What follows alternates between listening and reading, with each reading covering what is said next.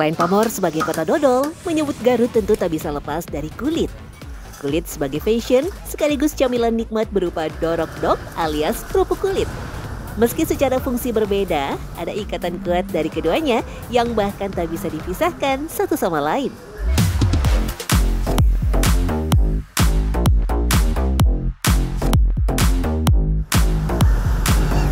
Di kawasan Sukaregang inilah sentra kerajinan Garut berada.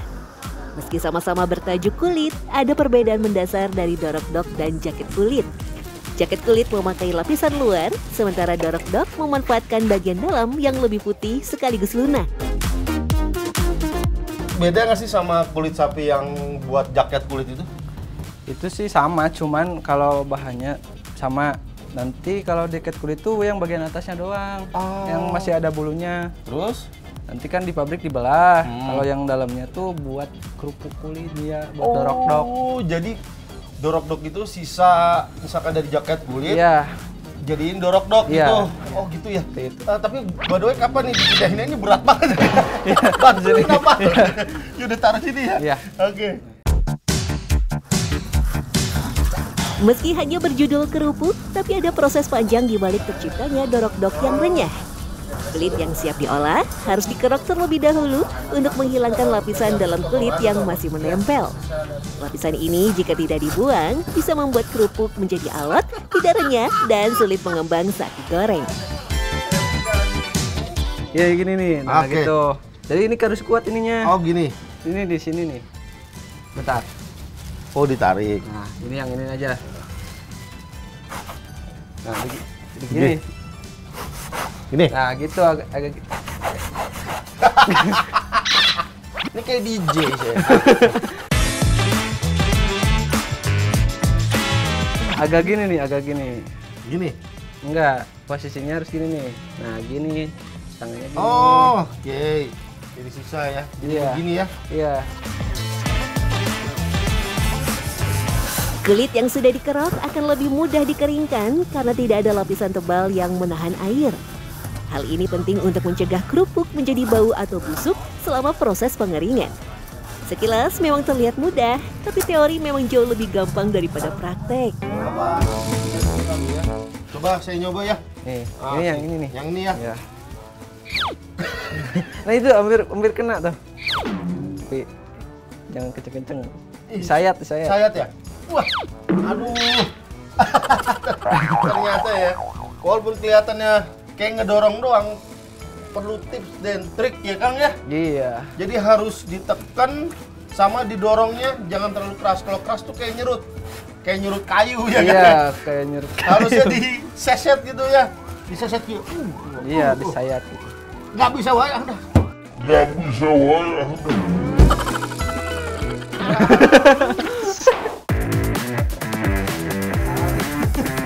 Proses selanjutnya adalah memotong kulit yang sudah bersih atau biasa disebut nyebit. Lembaran kulit besar awalnya dipotong panjang-panjang untuk kemudian dipotong kecil-kecil. Tak perlu penggaris ataupun alat bantu lain, para pekerja membuat memotong kulit terlihat sangat mudah.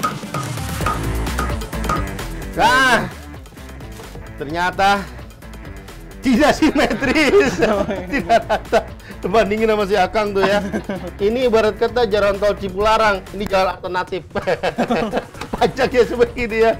Jadi memang untuk nyebit ini itu sulit. Kelihatannya gampang kalau si Akang. Red. Kalau saya ada dua kesulitan Kang. Yang satu kulitnya tebal, yang satu perut saya tebal. Jadi buangnya gini, mentok di sini. Gitu, susah banget.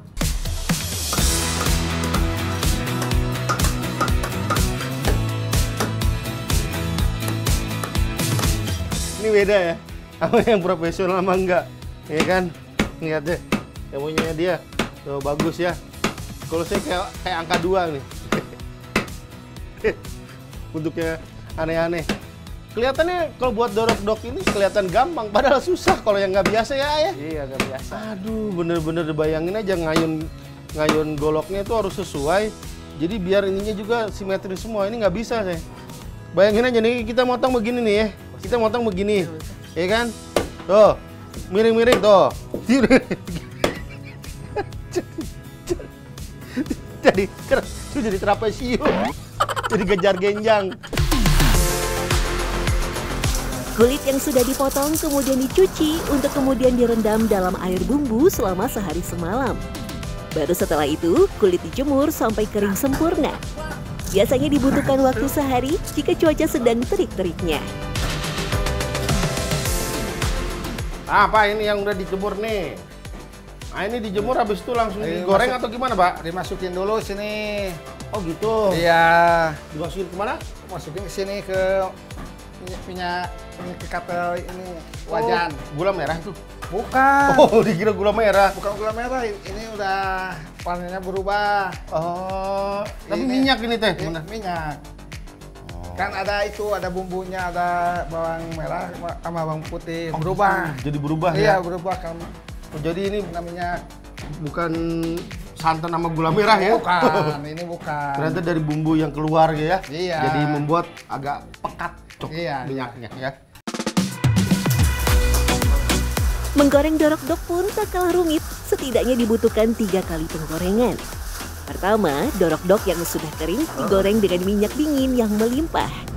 Setelah digoreng, dorok-dok kembali dijemur selama 1 hari. Ini udah ditaruh, ditirisin terus diapain lagi, Pak? Udah tirisin lalu jemur. Jemur? Iya. Tujuannya buat apa dijemur? Buat ngilangin minyak yang ada di dalam kulit kerupuk. Baru setelah dijemur, dorok-dok digoreng kembali dengan minyak hangat serta api kecil. Tujuannya agar dorok-dok beradaptasi ketika masuk ke dalam minyak panas nantinya. Hal itu akan mencegah tekstur akhir dorok-dok bantet ataupun tidak renyah. Untuk memasukkan dorok-dok ke penggorengan terakhir pun ada tekniknya ya. Dorok-dok tidak boleh dituang dalam jumlah banyak bersamaan. Hal itu agar dorok-dok tidak menempel dan mengembang sempurna. Selama menggoreng, api dijaga tetap dalam kondisi sedang. Jika api terlalu kecil, dorok-dok bisa menyerap banyak minyak. Kalau api terlalu besar, dorok-dok justru akan gosong dan tak mengembang. Kan kulit sapi macam-macam nih ya. Iya. Ada yang jantan, ada yang betina. Ini biasa pakai kulit yang jantan atau betina? Yang jantan. Kenapa yang jantan? Biar bagus karena pakai kerupuknya, dorok-doknya.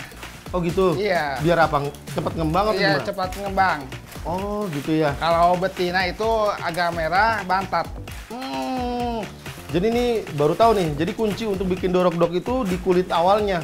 Jadi dia pakai jantan ya. Nah kalau jantan memang buat kerupuk kulit. Kalau betina biasanya buat beduk. Jadinya cocok kan dia elastis. Kalau ini dia agak keras, tetapi pas digoreng ngembang. Lantas, apa hubungan dorok-dok dengan jaket kulit? Dalam catatan sejarah, industri kulit Garut dimulai pada masa kolonial, tepatnya awal abad 20.